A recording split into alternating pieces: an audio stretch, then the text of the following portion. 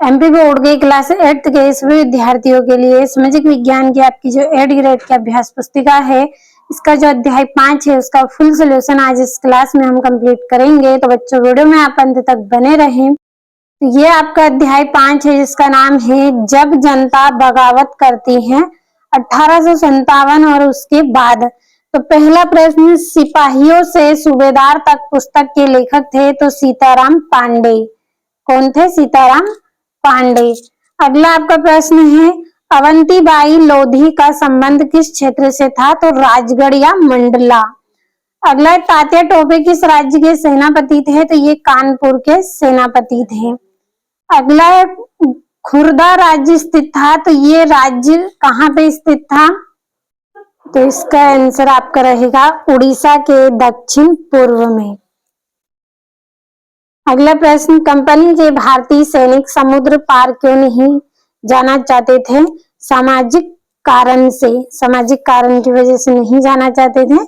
छठा प्रश्न, रिक्त स्थान की पूर्ति कीजिए। तो ईस्ट इंडिया कंपनी का शासन रेड डेस के अधिनियम द्वारा ब्रिटिश राज्य को सौंप दिया था, तो 1858 के अधिनियम में।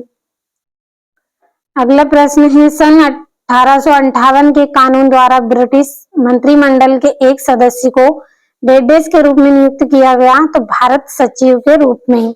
अगला, मुगल बादशाह बहादुर शाह जफर को ब्रिटिश कंपनी ने रेड डेस स्थान निर्वासित कर दिया था, तो रंगून में। कहां पे? रंगून स्थान पर।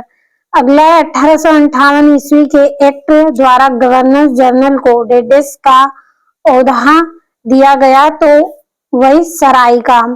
अगला, झांसी में 1857 के विद्रोह का नेतृत्व रेड डेस ने किया था, तो रानी लक्ष्मीबाई ने। अगला, मंगल पांडे को फांसी की सजा कब और किस आरोप में दी गई थी? तो 8 अप्रैल 1857 को बैरकपुर में अंग्रेज अधिकारियों पर हमला करने के आरोप में उनको फांसी की सजा सुनाई थी। अगला आपका प्रश्न है, अंग्रेजों द्वारा किए गए सुधारों का भारतीयों पर क्या प्रभाव पड़ा?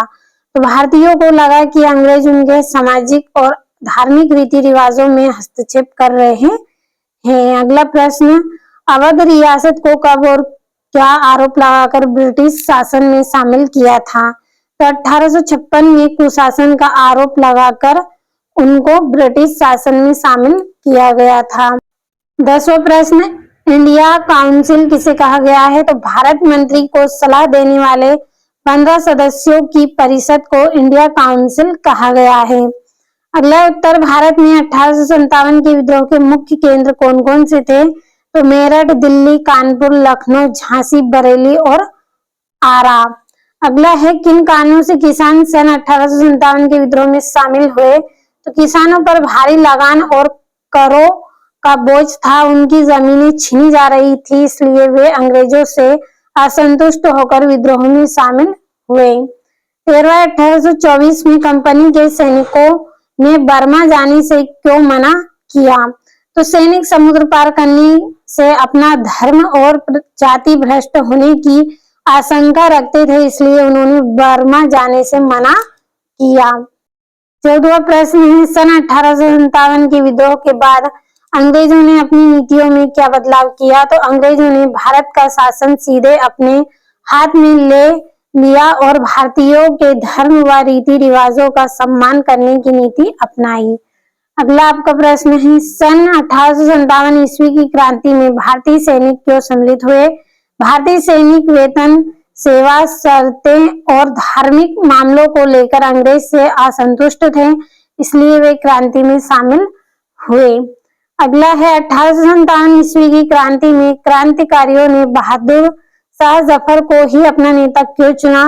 तो बहादुर शाह जफर मुगल सम्राट थे और भारतीयों में उनका सम्मान था, उनके नेतृत्व से क्रांति को एकता और वैधता मिल सकती थी, इसलिए उन्होंने बहादुर शाह जफर को अपना नेता चुना। तो बच्चों, आज इस क्लास में हमने अध्याय आपका पार्ट 5 का फुल सोल्यूशन अच्छे से कंप्लीट किया है। मुझे उम्मीद है आपको समझ में आया होगा। तो आपको अपनी पुस्तक में भर लेना है और कंप्लीट अच्छे से कर लेना है।